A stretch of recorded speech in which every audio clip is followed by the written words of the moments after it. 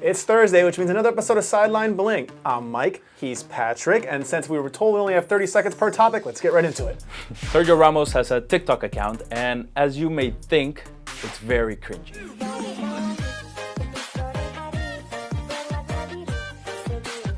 Yeah, I wish he didn't have his TikTok account because I understand it's a hip thing and kids really like it. But you know, my dad always told me some things aren't meant for everybody. And Sergio, TikTok's one of those things. And like Real Madrid just got hacked, they need to hack Sergio Ramos and delete that account forever. Well, when it comes to PSG this year, you've heard about three things. Neymar being injured, Mbappe going to Real Madrid, and all their parties. But this time, I thought they did it in a pretty economic way. Yeah, they mixed them all together. Correct. Cavani, Icardi, and Di Maria. Now, I think it would have been great to hear Tuchel talk about all three parties, so I think they actually did a good job with this one. Yeah, and it ended up being without shirts, dancing and singing. What's a party without that? Yeah, they needed it. But at the end of the video, you can see Keylor Navas screaming, this is how you win the Champions League, which I don't think that's how you win it. Little off on it. But yeah. We have a new Mateo Messi in the making. RAHEEM Sterling's daughter now trolls him, singing Mo Salah songs to him. But you gotta give it to the daughter, because Mateo only trolls his brothers. This time his daughter, she went straight to the top. Straight to the top, got right to dad, and honestly, it's a pretty fantastic troll. I can't wait for her to grow up and get a TikTok account. Yeah, and RAHEEM Sterling, of course, takes it with love. You know, it's his daughter. Yeah, you know, it's dad things. It's a dad thing, yeah. As you all know, Liverpool has been pretty unstoppable in the English Premier League this year, but this one Man United fan probably had the best tactic yet. Yeah, send a letter to Jurgen Klopp, ask him to lose. Yeah, I mean, he bypassed everybody, went straight to the top, and you know what? The worst thing he could say is no, which he did, but hey, it was worth a shot. Yeah, Jurgen Klopp, replied like Jurgen Klopp does. It's just so classy. I love that dude. He's awesome. Even in defeat, a classy guy like Klopp. Yes.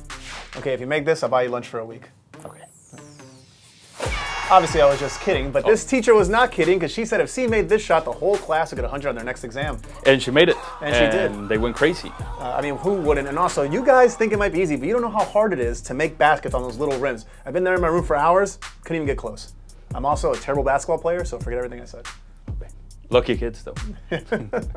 And we start Fits, Kits, and Kicks with El Chapulín Colorado. The greatest character probably that ever lived, and if you grew up in Latin America, you know who this guy is. And FIFA Ultimate Team released a jersey dedicated to him. I mean, that's great when you, I love when you put pop culture and sports together, which is basically the reason this show exists. So all the stuff like this, you gotta love it. Basically, it keeps us employed, so I'm all for it. Official images of the Nike Pro Kobe 5 have been released in the Lakers colorway, and it's the first Nike to be released since Kobe's unfortunate passing in a helicopter accident last month.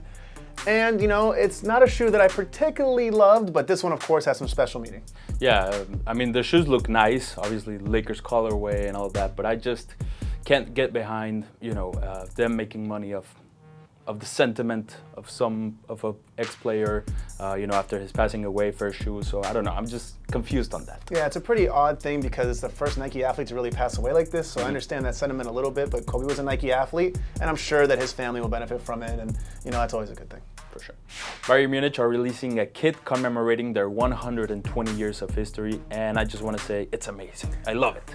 Amazing is a strong word, Patrick. The best thing about it's the box. Otherwise, it's a white t-shirt and some maroon shorts. I don't understand what's the big deal. I'm all for history and stuff, but I don't see this running down the runway in Milan or anything anytime soon. Oh, no. But, I mean, I just love that old kits going into new kits. It's just a combination that fits perfectly in my mind and through my eyes, so I love it. I think this is a agree to disagree situation. Let's do that. Now, you guys are seeing this on a Thursday, but we record these episodes on a Wednesday, and today, Wednesday, it is the 8-year anniversary of Pete Weber giving the most, you can't even really call it trash talk. It's just some weird nonsense that it's just great, and it's probably one of the best things on the internet. Apparently it was directed at an audience member who was being chirpy at him the whole time, and it came out like that, which wasn't planned to come out like that, but it was perfect. Yeah, it was just like a combination of words that ended up being fantastic, and who do you think you are? I am! Just the best. It's the best thing. We love you, Pete Weber, wherever you are. That's going to do it for this episode of Sideline Bling. He's Patrick, I'm Mike. Nice little bow on this episode. See you guys next time.